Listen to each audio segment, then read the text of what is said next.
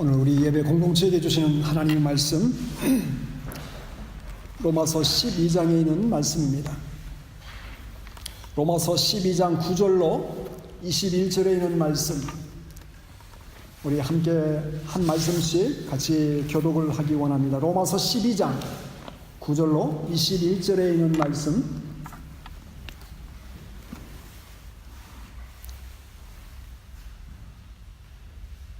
제가 먼저 9절 말씀 봉독합니다. 사랑에는 거짓이 없나니 악을 미워하고 선에 속하라. 형제를 사랑하여 서로 우애하고 존경하기를 서로 원하며 부지런하여 게으르지 말고 열심을 품고 주를 섬기라. 소망 중에 즐거워하며 환난 중에 참으며 기도에 항상 힘쓰며 성도들의 쓸 것을 공급하며 손 대접하기를 힘쓰라.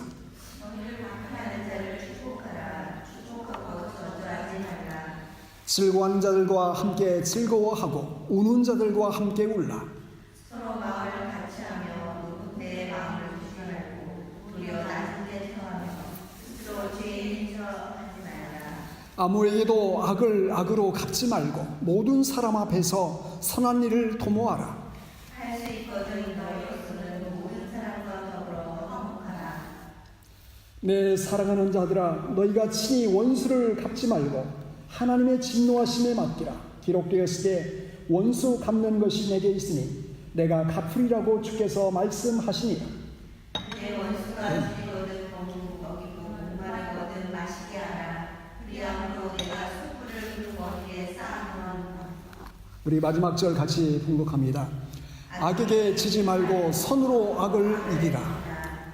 네. 오늘 로마서 강의 25번째 구원받은 성도의 삶이라는 말씀으로 함께 말씀을 나누기 원합니다. 옛날 어느 마을에 두 거지가 살고 있었습니다. 그런데 이 두 거지는 모두 장애인이었어요.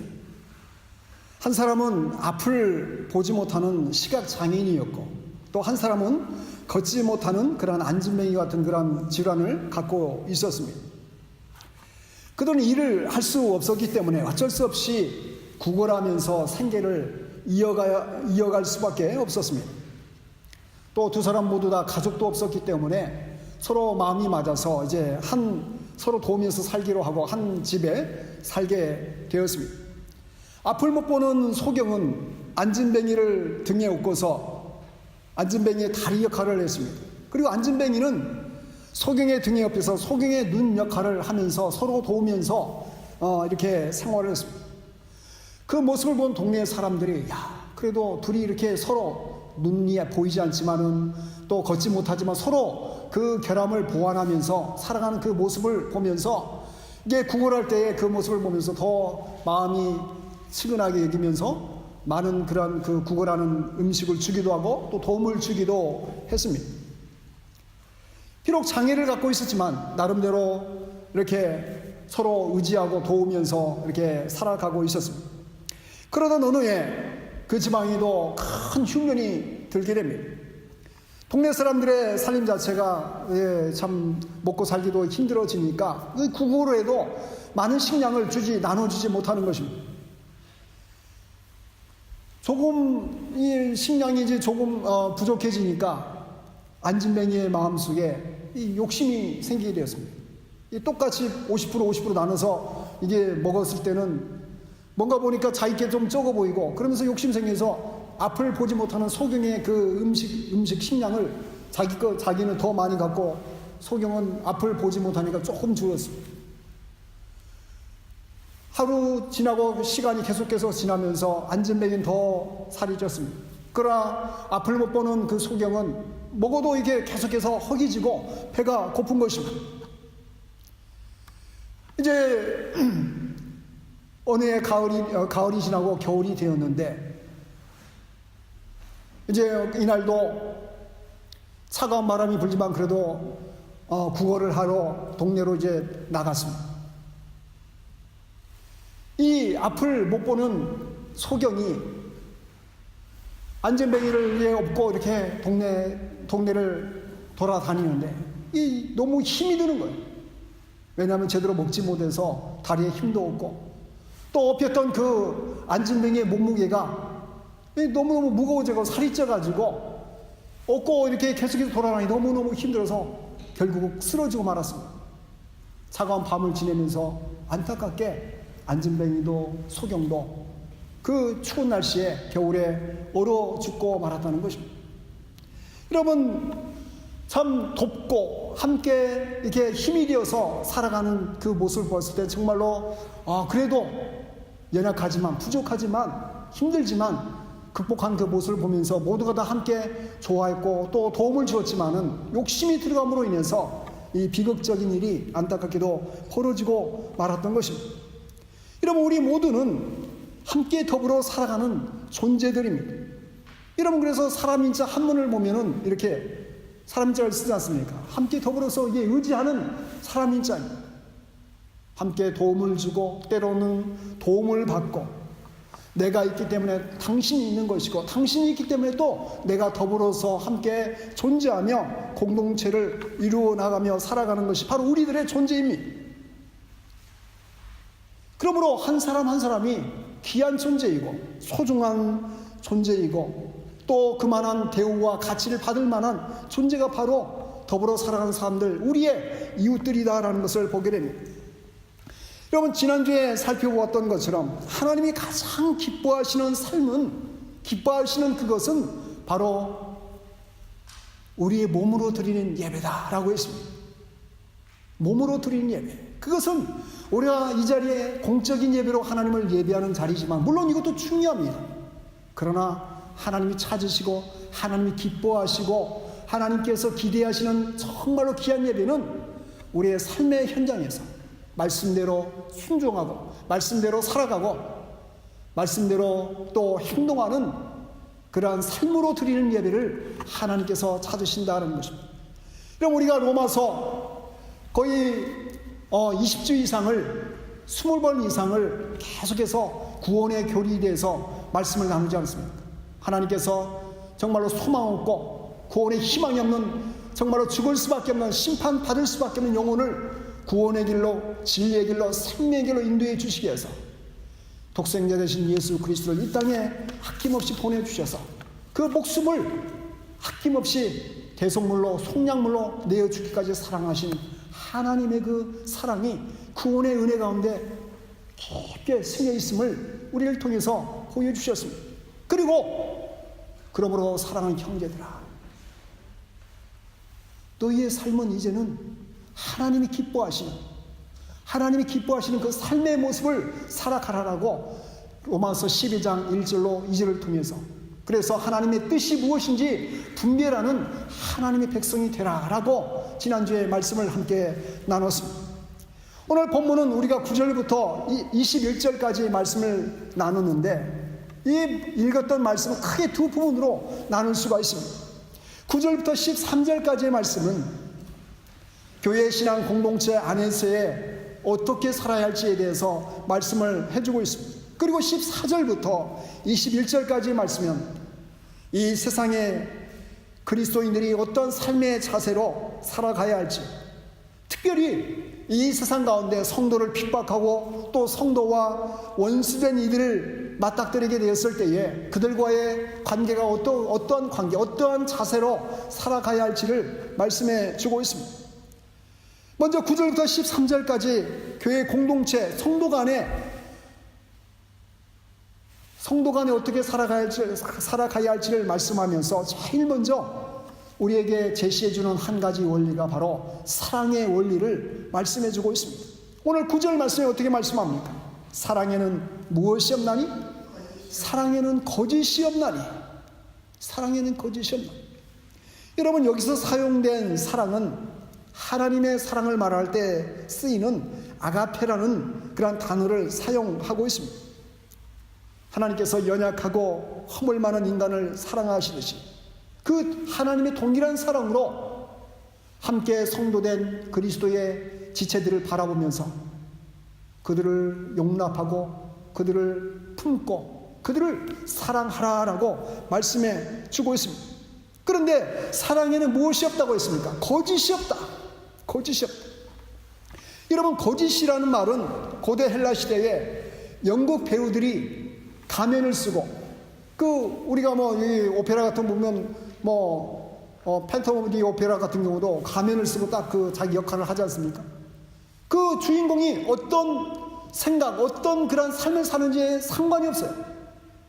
때로 영국 배우들은 살인자가 되기도 하고, 왕이 되기도 하고, 군인이 되기도 하고, 슬픈 그런 배역을 소화하기도 하고, 정말로 행복한 삶을 표현하기도 하고, 여러 가지의 그 배역을 충실하면 되는 거예요. 자기의 삶과 자신의 그 고민하고는 전혀 상관이 없어요.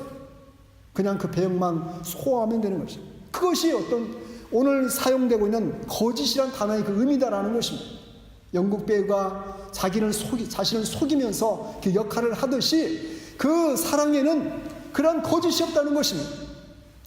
믿음의 성도들이 그리스도 안에서 나누는 사랑의 교제에는 자신의 가면을 쓰고 거짓된 모습으로 함께 그 공동체의 사랑을 나누듯이 거짓됨으로 사랑을 나누지 말라는 말씀을 주시고 있습니다. 그래서 모든 성도의 삶의 그 교제의 밑바탕에는 어떤 원리가 작용돼야 합니까? 그러므로 이 아가페적인 아낌없이 사랑하신 하나님의 사랑.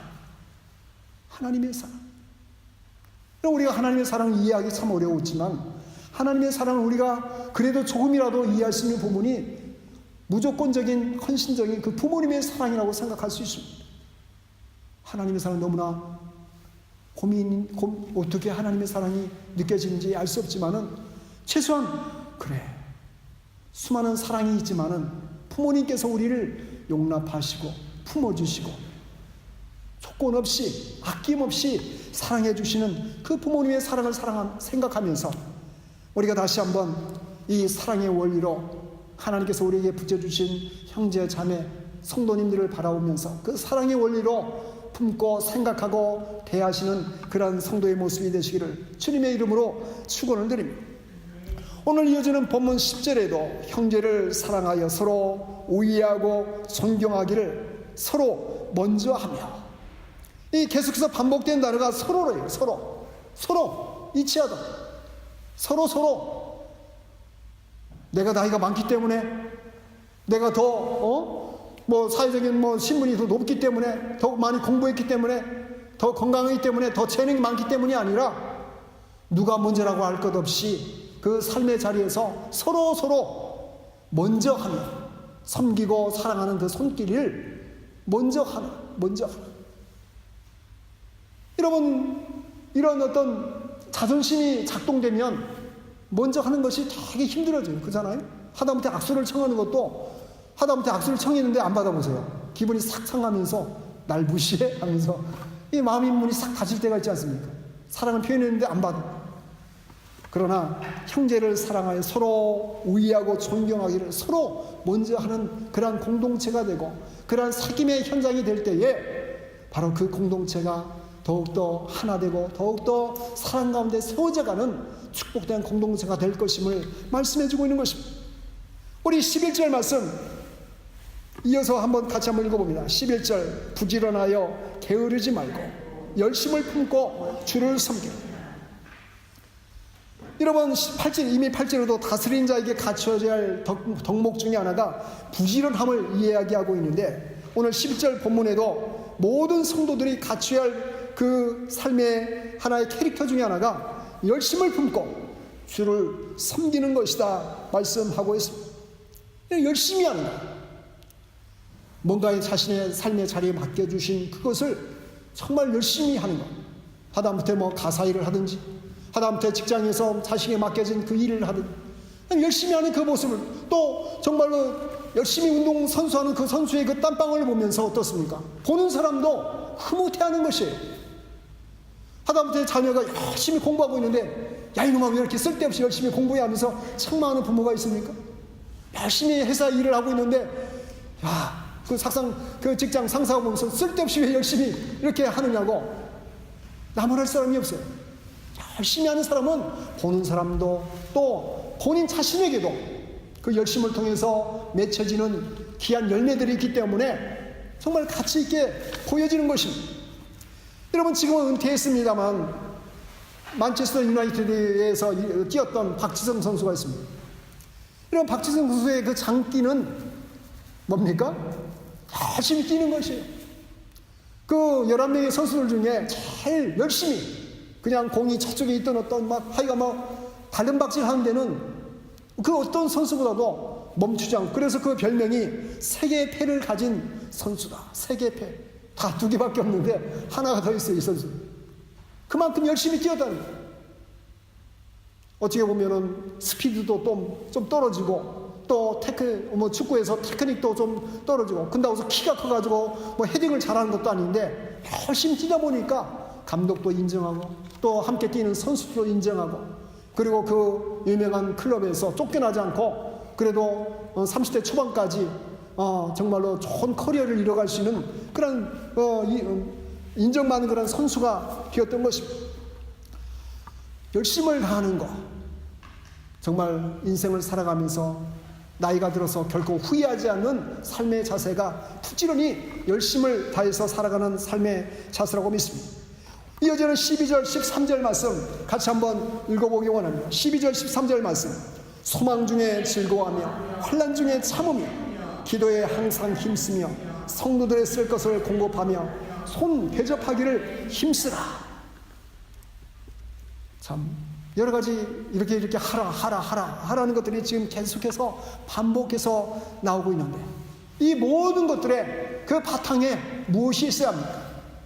바로 하나님의 아가페적인 사랑의 원리에 이것이 얹어지게 되면은 이것이 힘들지 않고 이것이 고통스럽지 않고 하나님을 사랑하는 그 삶의 자리가 더욱더 아름답게 귀하게 정말로 조화를 이루는 그런 공동체가 되어져 갈 것임을 우리에게 말씀해 주고 있는 본문입니다. 여러분, 이어지는 이제 두 번째 부분은 14절부터 21절까지의 말씀입니다.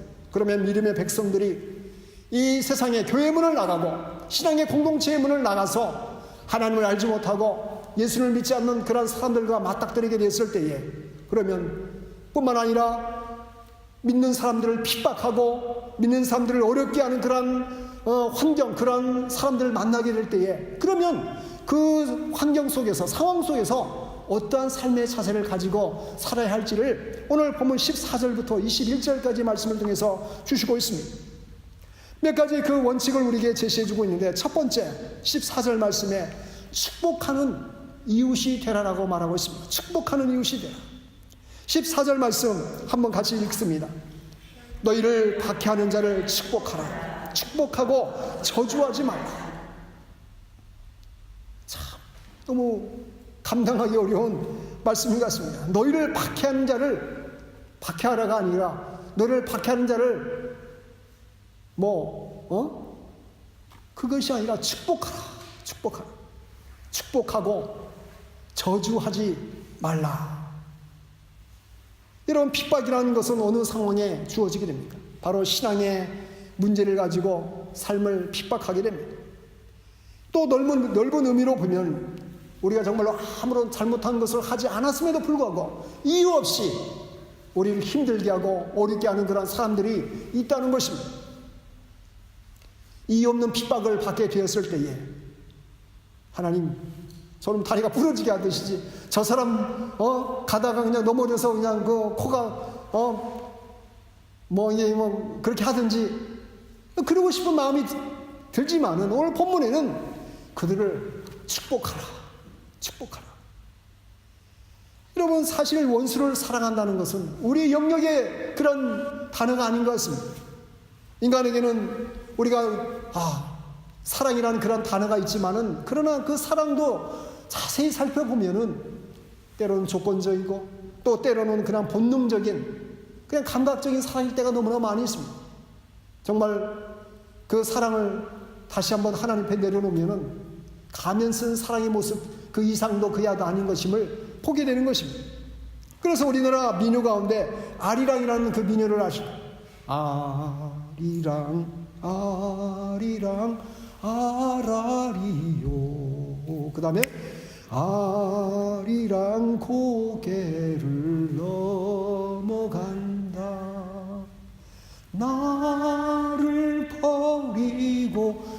가시는 님은, 그 다음에 뭐죠?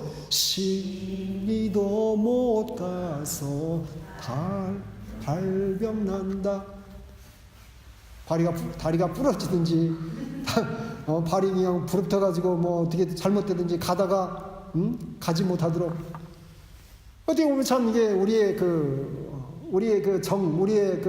민족적인 정서, 마음들을 담고 있는 아이랑 그런 가사인데,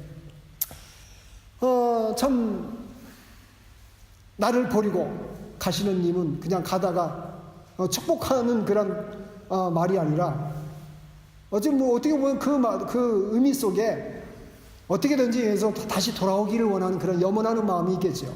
그렇지만은 가지 못하게 어떻게든지 좀 막고 싶은 그런 안타까운 마음이 이 민요 가운데 서려 있지 않나 생각합니다. 사도 바울은 오늘 본문에서 우리에게 무엇이라고 말씀합니까? 우리를 핍박하는 사람들을 향해서 똑같이 그들을 바라보면서 저주하지 말고 그들을 축복하라. 그것이 바로 구원받은 성도의 삶의 자세다라고 권면해주고 있습니다. 오늘 이 본문에만 이렇게 말씀한 것이 아니라 베드로전서 3장 9절에도 악을 악으로 욕을 욕으로 갚지 말고 도리어 복을 빌라. 욕한 사람에게 욕 같이 그냥 뭐 똑같이 못하더라도 욕이 나올 법하고, 악한 모습을 보면서 악으로 되갚아주고 싶은 그런 꿈틀대는 본성이 우리에게 누구에게나 있어요. 최소한 지렁이도 밟으면 꿈틀대는데 멀쩡한 사람이 모욕을 당하고 수치를 당하면 왜 그렇게 되갚아주고 싶은 마음이 없겠습니까? 그런데 오늘 본문은 도리어 복을 빌라. 그리고 이어진 말씀에 이렇게 말씀합니다. 이를 위하여 너희가 부르심을 입었다. 이를 위하여 너희가 부르심을 입었다. 이는 복을 이어받게 하려 하심이라. 누구에게 복을 이어받게 할까요? 저주하지 아니하고 그 아픈 삶의 그 쓴 자리를 다 감내해가는 그 사람뿐만 아니라 그것을 통해서 자신을 저주하고 모욕하고 또 신앙적으로 핍박하는 그 사람들을, 그 복이 그것을 감내함을 통해서 이어갈 수 있다라는 것입니다. 두 번째 원리 중에 하나는 마음을 주는 이웃이 되라. 15절 말씀, 즐거워하는 자들과 함께 즐거워하고 우는 자들과 함께 울라. 마음을 나누는 이웃이 되라고 권면해 주고 있습니다. 여러분, 어떤 게 쉬울까요? 즐거워하는 자들과 함께 즐거워하는 게 쉬울까요? 아니면 우는 자들과 함께 우는 게 더 쉬울까요? 두 개 다 어렵습니까? 그래서 좀 쉬운 부분이 어떤 부분이 더 쉬울까요? 우리 마음속에는 함께 즐거워하는 것은 좀 쉽게 좀 아마 할 수도 있을 것 같아요. 근데 정말로 고통스러워하고 아파하고 힘들어하는 사람하고 더불어서 그 아픔을 나누고 힘들어함을 나누려는 그 마음이, 내가 정말 기쁘고 내가 정말 그것을 커버할 만하고 감싸 안을 만하면 감당할 수 있어요. 근데 나도 힘든데, 나도 정말 마음이 이렇게 정말 기쁨이 없고 정말 뭐 찬바람 쌩쌩 부는데 그런 마음이 딱 돼버리면은 정말 그런 자리를 피하고 싶은 것이 본능적인 그 느낌인 것 같습니다. 근데 오늘 본문에는 즐거워하는 사람과도 함께 즐거워하고, 그리고 정말 그 삶의 자리가 슬프고 울음이 나오는 그런 삶의 자리에 있는 사람과도 함께 더불어 마음을 주는 이웃이 되라라고 말씀하고 있습니다. 저는 이 말씀을 준비하면서 저 옆집 사오 아저씨가 갑자기 생각이 났어요. 예전에 벽이 물이 타 올라가지고 저희가 1,300파운드를 이게 보상해 줬어요. 계속 다툼이 계속 이어질 것 같아서 그때 그 곰팡이 서렸다는 그 이유로 그냥 저희가 이제 해결하고 그 다음부터 마음이 싹 다쳐졌어요. 그냥 봐도 그냥 인사만 쫙 하고 말하기도 싫더라고요. 쳐다보기도 싫고. 근데 그 사람이 참 이게 마음을 주는 이웃이 되라, 이 말씀이 자꾸 걸리면서, 그래, 참 그 사람에게도 참 하나님의 사랑을 나누고 또 전할 수 있는 기회가 되면 그래 되구나, 그런 생각을 가지면서 회개하는 마음으로 마음을 주는 이웃이 되어야 되겠다, 그런 생각을 가지면서 이 말씀을 들게 되었습니다. 이어지는 16절 말씀에 겸손한 이웃이 되라. 16절 말씀에 서로 마음을 같이하며 높은 데 마음을 두지 말고 도리어 낮은 데 처하며 스스로 지혜 있는 체 하지 말라. 이러면 이 세 부분, 높은 데 마음을 두지 말고 도리어 낮은 데 처하고 또 스스로 지혜 있는 체 말라. 이 세 문장을 한 문장으로 이게 압축을 하면 한마디로 어떻게 하라는 것입니까? 교만한 자가 되지 말라. 교만한 자가 되지 말라. 우리의 마음속에서는 뭔가 좀 남들보다 좀 잘한 것이 있으면 자랑하고 싶어하고 드러내고 싶어하고 또 인정을 받고 싶어하고 그런 욕구들이 있습니다. 그런데 우리가 교만해지게 되면은 마음을 같이하기가, 이웃과 마음을 같이하기 어렵습니다. 이건 쉽지 않은 것이에요. 교만한 사람과 누가 함께 삶을 나누고 말을 나누고 함께 마음을 오픈하기를 원하겠습니까? 어느 누구도 그것을 원하지 않을 것이에요. 또 우리가 잘 알고 있는 이웃이라면 맨날 자기 자랑거리만 얘기하면은 그래 니 잘났다 니 잘났어 아마 속으로 그러면서 마음의 문을 싹 닫아버릴 가능성이 많이 있습니다. 그래서 그 이웃을 품고 하나님의 사랑을 나누기 원한다면은 겸손하게 이웃을 섬기는 마음으로 마음을 같이하기 위해서라도 높은 데 마음을 두지 않고 겸손한 자가 되라라고 권면해 주고 있는 것입니다. 그리고 마지막 네 번째, 선으로 악을 이기라. 선으로 악을 이기라. 그럼 17절 말씀, 아무에게도 악을 악으로 갚지 말고 모든 사람 앞에서 선한 일을 도모하라. 이어지는 18절로 할 수 있거든 너희로서는 모든 사람과 더불어 무엇을 하라? 화목하라. 화목하라. 이 말씀 가운데 걸리지 않을 사람이 없을 누구나 다 포함될 수 있는 말씀입니다. 할 수 있거든 너희로서는 모든 사람, 자기가 좋아하는 사람만이 아니라 모든 사람과 더불어 피스를 나누고 평강을 나누는 사람이 되라. 참 쉽지 않은 구절 같습니다. 그잖아요. 다 끼리끼리 모인다고 마음이 통한 사람끼리 자꾸 이렇게 모이고 싶어하는 심리가 우리에게는 있습니다. 그러나 할 수 있거든 너희로서는 모든 사람과 더불어 화평하라. 평화하라. 그리고 21절 마지막 절에 악에게 지지 말고 선으로 악을 이기라. 할렐루야. 거의 한 20여 년 전에 제가 서울 흑석동에서 교회를 섬겼습니다. 중앙대학교 앞에 있는 선한교회에 있는데 그날 설교 제목이 선으로 악을 이기라. 로마서에 있는 말씀을 가지고 설교를 준비해 가지고 이제 기쁜 마음으로 이제 예배를 인도하러 교회를 가고 있었는데 차를 딱 타러 갔는데 그때 제 차 그 앞 인드 브러쉬를 갖다 어떤 사람이 이걸 딱 구부려 놨어요. 근데 이게 갑자기 화가 팍 나더라고요. 아니 뭐 왜 내가 보니까 이게 차를 잘못 세운 것도 아닌데 어떤 사람 지나가다가 거기다 화풀이 했는지 인도 브러쉬를 이게 한 15도 20도를 이게 꺾어놨어요. 그래가지고 갑자기 설교 말씀 제목이 생각나. 선으로 악을 이기라. 그래서 이렇게 그 자리에서 기도했습니다. 하나님 보셨지요? 하나님 아시지요? 차 인도 브러쉬를 꺾은 사람을 축복해 주시옵소서. 그리고 교회를 간 적이 있습니다. 여러분 우리가 참 살아가면서 선으로 악을 이기라. 이 악한 사람을 대면하면서 우리가 선으로 어떻게 악을 이길 수 있겠어요? 마치 계란으로 바위를 치듯이 악을 행하는 사람들이 마음도 완악하고 또 때로는 자기보다 큰 그런 기득권을 갖고 있고 힘을 갖고 있는 사람들일 수 가능성이 많이 있어요. 그들을 바라보면서 어떻게 선한 마음으로 착한 심정을 유지한 채 그 악을 태양해서 승리할 수가 있겠습니까?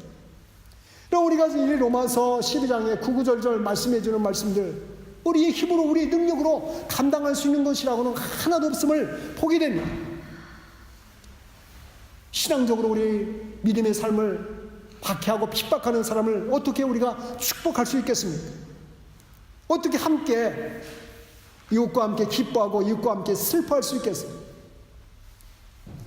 우리 마음속에 솟아나는 그 교만한 마음을 제어하면서 어떻게 항상 겸손한 모습으로 살아갈 수 있겠습니까?